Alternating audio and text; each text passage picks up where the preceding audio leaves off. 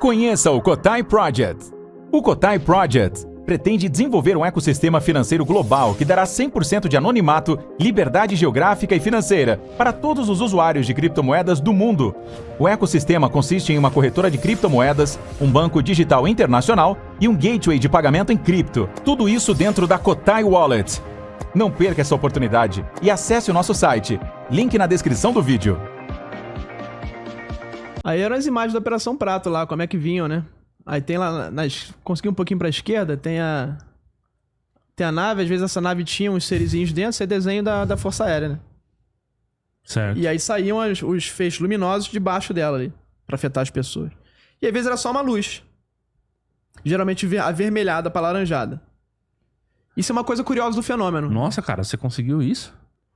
Geralmente as luzes, elas são avermelhadas ou alaranjadas. Isso é uma coisa curiosa.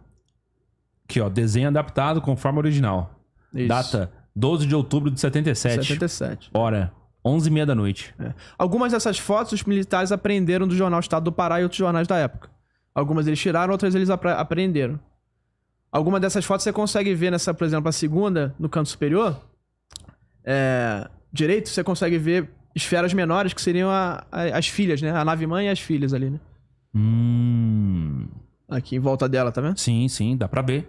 Dá pra ver nitidamente. E essas que desciam, às vezes, pra poder... Só tá conseguindo ver daí? É que tá... Aqui o desenho é bem pequenininho. E às mas vezes aqui... essas luzes que desciam pra afetar as pessoas. Sim. O interessante é que tanto as naves quanto os olhos dos seres, esses seres híbridos, geralmente são assim, cor de fogo, né? Essa cor. A pessoa geralmente fala assim, é cor de fogo, olhos de cor de fogo, né? Geralmente é mais ou menos assim, essas luzes aí. Tem mais? Vamos lá, da Operação Prato? Tem o G32, que é em seguida, que é outras formas também que a pessoa da Operação Prato desenhou, né? Eu quero ver quando é que você vai conseguir trazer essa fita aqui pra gente, velho. A fita... Existem 16 horas de vídeo da Operação Prato, e que o comandante da operação fala que os filmes eram do Irã Holanda, que era o comandante. A Força Aérea apreendeu dele, eram filmes pessoais dele, e nunca foram revelados. Até hoje. Agora, se foram destruídos, está na Força Aérea, se foi para os Estados Unidos, a gente não sabe. Aí são as várias formas que eles desenharam, que os militares... Algumas eles viram, outras essas pessoas relataram, né? Tá. Forma aqui, de disco. Aqui em forma de disco. Forma de peão. Uhum. Aí e luz tem, tipo, vermelha. Geralmente as luzes são avermelhadas. A luz vermelha, tá vendo? Geralmente, quando a pessoa olha para essa luz, ela entra no estado de hipnose. A forma do fenômeno operado, geralmente, qual que é? É uma luz avermelhada, geralmente, na nave ou nos olhos dos seres, quando a pessoa... E chama muita atenção. Quando a pessoa bate o olho naquilo, ela entra num transe. Aí ela fala que foi abduzida.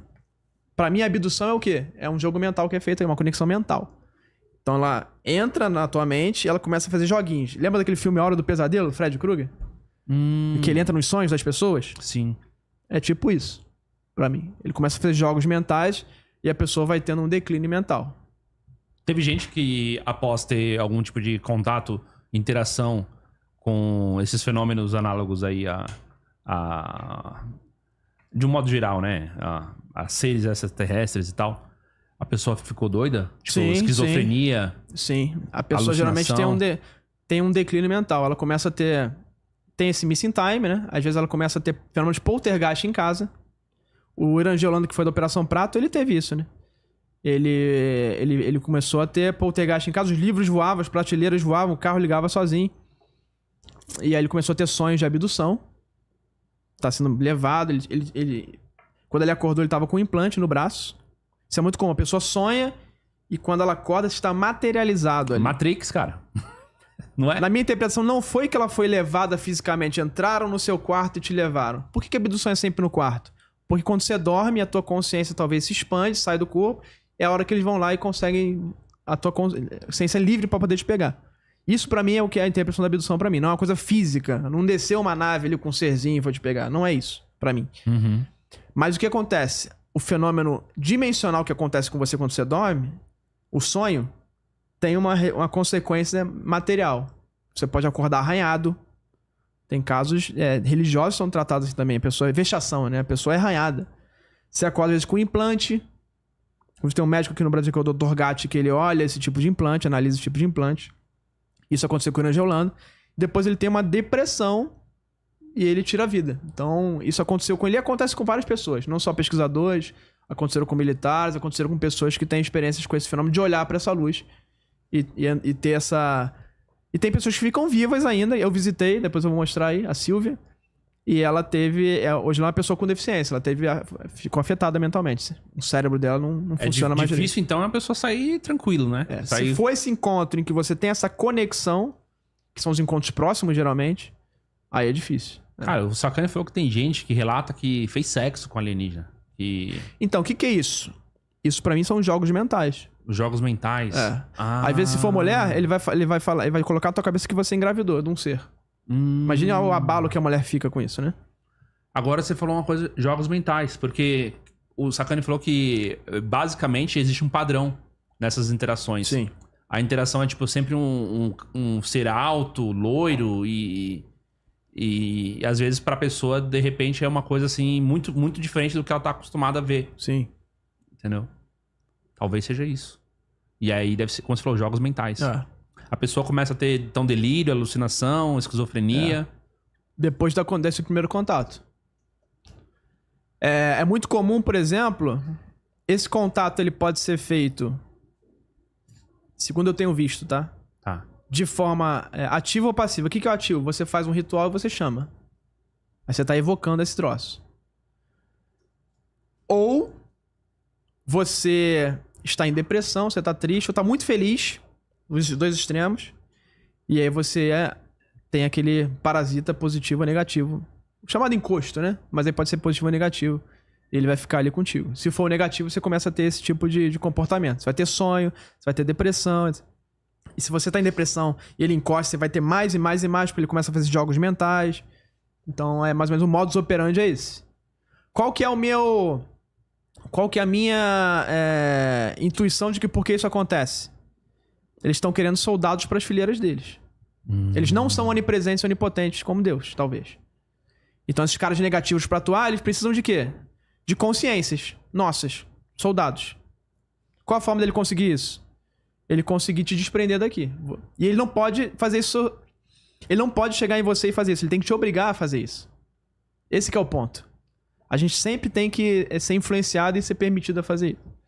E aí são as naves que apareceram lá na Operação Prato, diferentes formas, né? Ó, aqui a galera tá falando e realmente o Brasil... esses documentos são oficiais, tá, gente? Não é coisa que ele inventou, não, com a galerinha dele, tá? Aqui, ó, tem até um carimbo, né? Isso. Comando... Segunda seção. Primeiro comando, lá do Pará. Primeiro comando aéreo regional. Primeiro comando aéreo regional, segunda seção. Isso. Qual que é a moça que você encontrou mesmo? Tem duas moças. Primeiro é a G33. G3-3. Tem a Aurora, que é a primeira, que é a vítima mais clássica da Operação Prato. Que ela apareceu no jornal Estado do Pará. Essa da Operação Prato, alguns dizem aí que é realmente uma operação psicológica. Por quê? Porque foi uma população ribeirinha, era todo mundo numa situação isolada, todo mundo muito vulnerável, ou seja, ignorantes, analfabetos e tal. O que você achou dessa conversa com a moça? Essa é a Aurora. Aurora. Ela foi afetada por um raio. Os raios vinham sempre na região acima do seio, tá vendo? Geralmente... Olha, uma coisa assustadora é que o fenômeno... Ele tinha preferência por meninas, geralmente adolescentes. 13 a 18 anos, mais ou menos. Tá. Isso é uma coisa em comum com vários casos de, por exemplo, de possessão. Que o fenômeno também escolhe, às vezes, meninas. Talvez moças sejam mais vulneráveis, né? Emocionalmente, ali. São mais suscetíveis a uma manipulação da... O padre Gabriel Armour fala sobre isso. É que, assim, na vida espiritual, os homens eles têm o papel do sacerdócio e as mulheres elas têm o papel da oração, né? E aí uma das formas de você se consagrar à vida religiosa, você tem vários tipos de santas, né? Você tem a Santa Virgem, você tem a Santa Mãe e etc. Os homens, eles se consagram à vida religiosa através do martírio, que é quando você dá a vida pela fé e etc. Então ele explica que as mulheres, elas podem, pelo corpo dela ter uma configuração diferente, a vocação dela ser uma vocação diferente, eles podem, então, ir atrás do corpo feminino, da energia feminina, para que eles possam corromper, né? E isso daí é ao seu favor. É digamos que é como se o corpo feminino tivesse tivesse poros, tivessem uma espécie de buracos ali espirituais mais vulneráveis para essas energias externas. E há também relatos de que há preferência sobre virgens, né? O que é uma coisa também meio bizarra, né? Talvez o fato de corromper, né? Corromper uma mulher virgem seja mais, aos olhos dessa inteligência negativa, algo mais... Talvez ele se alimente disso também. Mas aquele filme, A Invocação do Mal, mostra um pouco disso também. Que tem todo mundo na casa e eles vão atrás da menina, que é a menina mais nova. Exatamente. E aquele filme é verdade mesmo a história. E lá, tanto lá quanto na Amazônia, no Acre, os fenômenos preferiam meninas, né? E aí eles tinham... havia materialidade ali, ou seja, a pele era arrancada. O sangue era tirado através da luz. O que, se você pensar, é uma coisa no mínimo bizarra, né? Pra mim, a luz ali nesse caso, ele é só uma maquiagem pro que tá acontecendo. Na verdade, é um fenômeno que tá vindo aqui fazendo, de fato, brincando com a matéria aqui, né? E aí tem a vítima que eu visitei, que é a Silvia, que é a G34. O próximo arquivo ali. Isso daqui foi quando mesmo, gente? 77. 77, né? E aí tem o G34, e essa é a família da Silvia. Na época foi atacada nessa rede, ela tá mostrando onde veio o raio, né? Aí foi um desastre, ela tava grávida, perdeu a criança. E aí ela foi tendo um declínio mental. Hoje ela se comporta como se fosse uma criança. Ela virou uma pessoa com deficiência. E quando ela fala algo que a gente consegue entender, ela fala assim, eles plantaram um chip em mim, eu pertenço a eles, um dia eles viram me buscar. E às vezes ela tem algumas premonições. Essa questão de ter premonições é uma coisa muito comum com o fenômeno. Quando você tem contato com o fenômeno, você começa a ter essa clarividência, começa a prever coisas. Tem pessoas que começam a ter essas habilidades diferentes. Isso é uma coisa reportada. Vira uma pessoa sensitiva pra acontecimentos, pessoas e etc.